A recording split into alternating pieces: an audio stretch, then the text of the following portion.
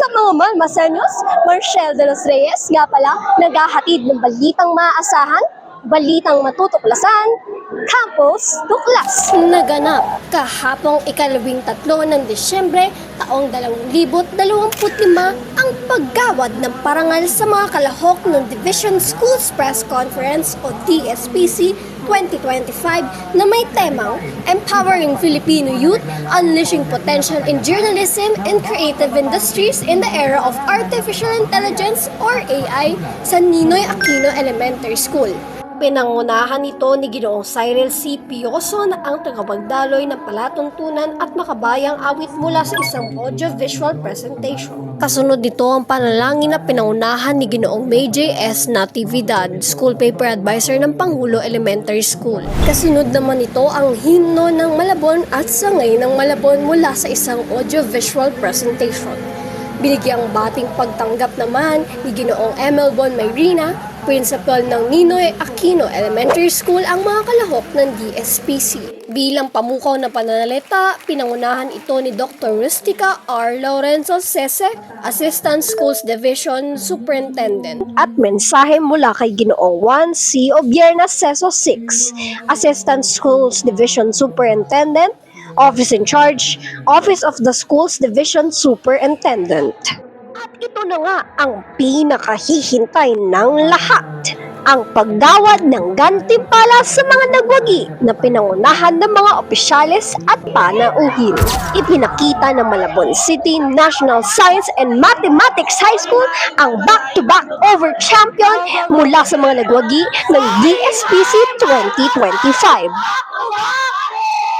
Mula sa pagsasanay ni Binibining Maria Teresa C. Buban, ika-5 pwesto sa pagsulat ng balita, Alexandra A. Torres, ika-2 pwesto sa pagsulat ng column, Beatriz Natalie Gail del Rosario, unang pwesto sa pagsulat ng balitang sports, Jean Jacob Z. Balbas, ika-3 pwesto sa mobile journalism, Marshel Zayon M. de los Reyes. Unang pwesto sa pagwasto at pag-uulo ng balita, Albertson D. Menjola, tagapagsanay, Ginoong John Dennis I. Alivio.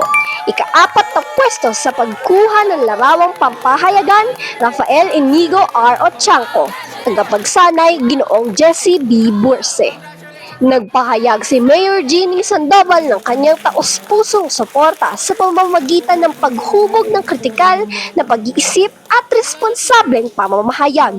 Idinagdag niya rin na ang mga Malabonyo ay magsisilbing boses ng bayan para sa katotohanan at pag-asa. Para sa ika-4 na pwesto sa paglalarawang tudling, Kirby B. de los Santos, tagapagsanay, Ginoong Julius Edgar Q. Reyes. Ika-2 ang pwesto sa Collaborative Desktop Publishing. Ito ay sina Renzo B. Sumikad, Chantel Luis M. Mariano, Miguel Kyle E. Ozaraga, Elis Joyce S. de los Santos, Rain Isaac T. Jeronimo, Paula Bianca C. Ignacio, Sean Antonio S. Ondo, tagapagsanay, Binibining Jenny B. Ancheta.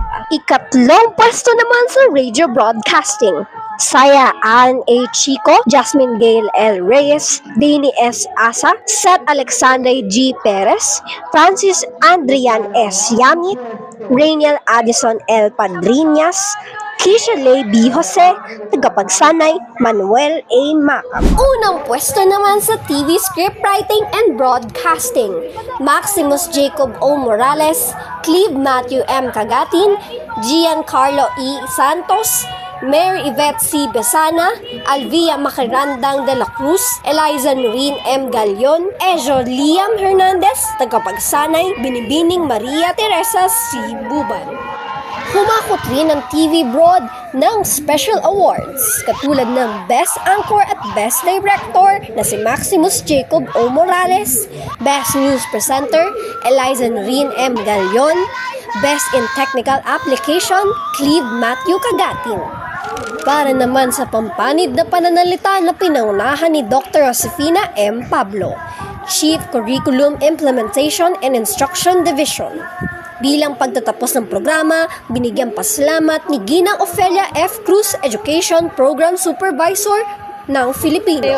Actually, hindi ko siya ganong in-expect. Naging gahol din yung Malmasay. And yung lahat naman ng school actually, naging gahol since mas napaaga nga yung DSPC ngayon. Pero, ayun, pinatunayan ng Malmasay na kaya pa rin nilang manalo kahit nasa maikling oras ng pag-ensayo. Siyang tunay nga, kasi nga, di ba, soaring high Malmasay. So yun, maraming salamat sa inyong panonood. Muli ako si Marshall de los Reyes mula sa Campus to Class.